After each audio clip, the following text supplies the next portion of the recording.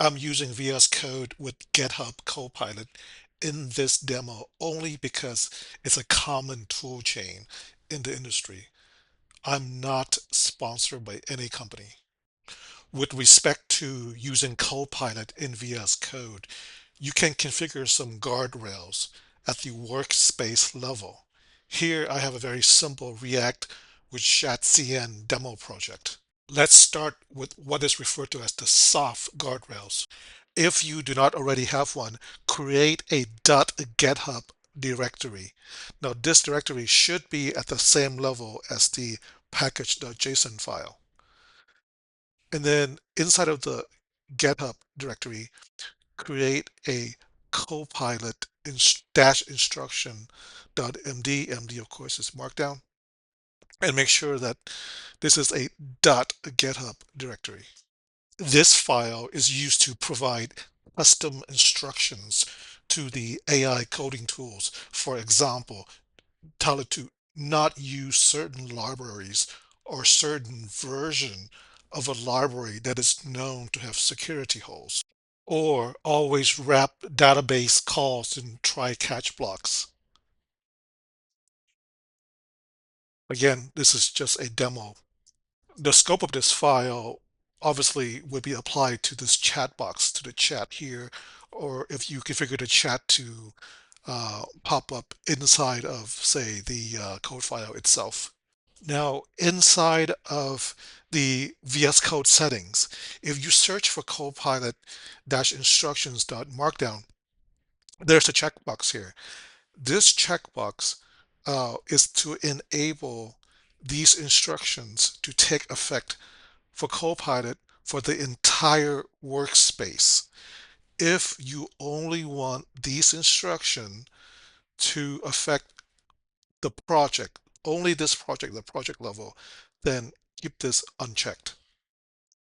If you're not aware, in VS Code on the Mac, the keyboard shortcut to bring up the VS Code settings UI is Command and the comma button on the keyboard, and that will bring up the settings. And then here, this icon here, you can flip this over to the JSON format. There is also a concept called the hard quote unquote guardrails. If you work for a company that has a DevOps or cybersecurity department, then your admins will apply the enterprise controls.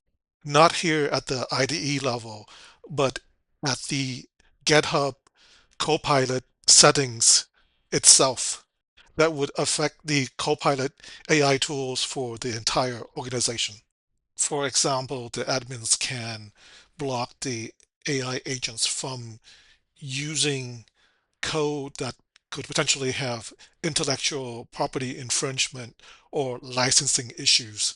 They can prevent Copilot from fetching data from certain domains that are not approved by your company or organization, or even preventing the AI from communicating with non-approved external APIs. This is referred to as network filtering or domain blocking. There are also action guardrails where we require a human being, a human programmer or software engineer in the loop. For example, in my VS Code settings.json file, within the GitHub Copilot object, I've instructed the AI tool to never edit the environmental files without checking with me first, checking with the human being first, the human in the loop. Now, I do want to bring your attention to this default approvals drop down here. If you're going to change this to bypass or autopilot, make sure you know what you're doing. To be on the safe side, I would leave this at default approval. So in this video, I've only scratched the surface of workspace orchestration, which is actually a subset of prompt engineering. There's a lot more if you want to read up on this. I think that the best guardrail when it comes to AI coding tools is for humans to understand that these so-called agentic AI tools still have blind spots or AI hallucination, as it is often referred to. I think IBM was the first to use that term. I'm not sure. Software engineers that are just starting out in the industry probably shouldn't rely too heavily or lean too heavily on these AI coding tools. I think these tools are better for mid-level, experienced mid-level to senior level engineers, so that they can decipher what is good code and what code need to be adjusted. The analogy that I like to use to describe these AI coding tools is that they're like an autistic programmer who can regurgitate a lot of data when you ask it something, but it has no common sense. It cannot reason and adjust thinking like a human being can. That's why I think that we're not quite at the agentic level, not at least not yet. But be that as it may, these AI coding tools are an amazing force multiplier, which is just another way of saying that it can really help with your team's productivity. Thank you for watching. Please consider subscribing to my channel. It is completely free.